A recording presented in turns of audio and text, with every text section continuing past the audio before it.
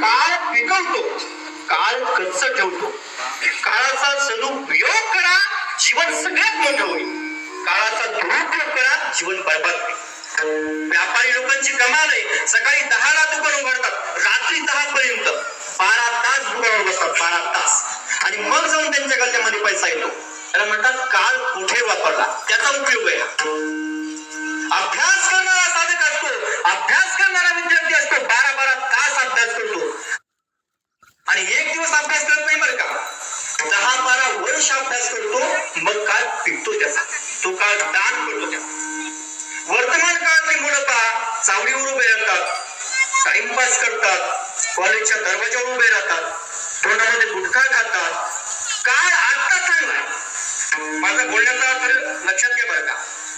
शरीर तरुण आहे, काळाने त्याला तरुण केलेलं आहे. काळाचा दुरुपयोग करताना बरं वाटतं, पण तुमचं आयुष्य बदलतं. काही जीवनात मिळत नाही. जसे जन्माला आले तसे म्हणतात विठाला.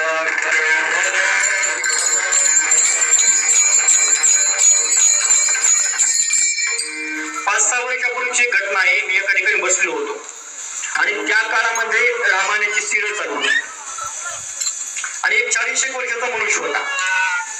मी जिथं बसले होतो, रामायणाची सिरियल चालू होती आणि छोटे छोटे मुलं रामायण पाहत होते. आता मोठा समजून घ्या बरं का, मुलं रामायण पाहत होते.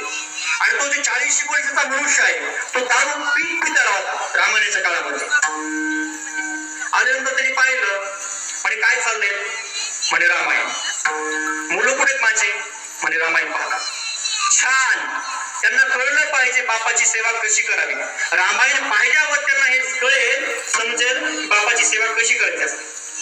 किती मोठा चुकीचा अर्थ काढला रामायणाचा. आणि दशरथ राजा दारू पिणारे कसं सांभाळतील. दशरथ राजांनी पुण्य केलं म्हणून प्रभुराम चंद्रकोटी जन्माला आले. आणि आपण चुकीचं वागून, दारू पिऊन, व्यसनातील होऊन, संसार बरबाद करून, आपल्या मुलांकडून जर चांगली अपेक्षा करत असू तर आपल्या जीवनातलं हे महापाप आहे.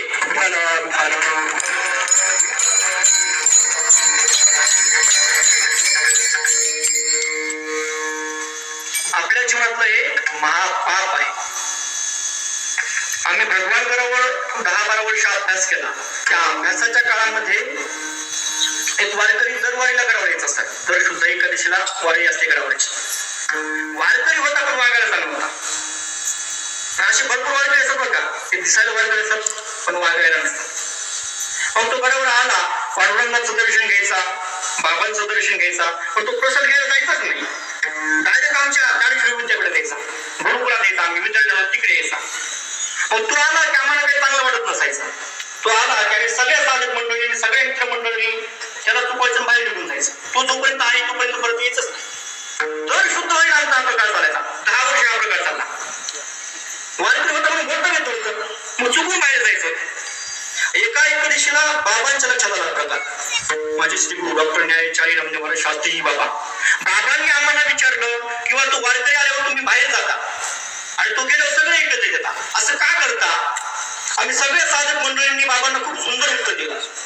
बाबांना सुद्धा ते उत्तर खूप आवडलं. आम्ही बाबांना सांगितलं काळ वाईट जातो, त्यांच्या बरोबर काळ वाईट जातो. गंभीरतेने प्रकरण घ्या बरं का, त्यांच्या बरोबर काळ वाईट जातो. ज्या ज्या बाबांना तक्रार आहेत, माझे मुलं ऐकत नाही, तुमचं वागणं पहा, पोरांना दोष देऊ नका. तुम्ही नीट वागत नाही, तुम्ही तुमच्या मुलांना जन्म दिलेला आहे, गुलाम म्हणून नाही जन्म दिला. तुम्ही चांगलं वागा, तुमचे पाय धुवून तीर्थ म्हणून पितील पुरं. चुकीचं वागा, सगळे घरातली माणसं नाव ठेवतील, सगळे घरातली माणसं टोचून उलतील आपल्या वागण्यामुळे. आणि काय चुकत वागणं आपलं, काय कारणीभूत आहे.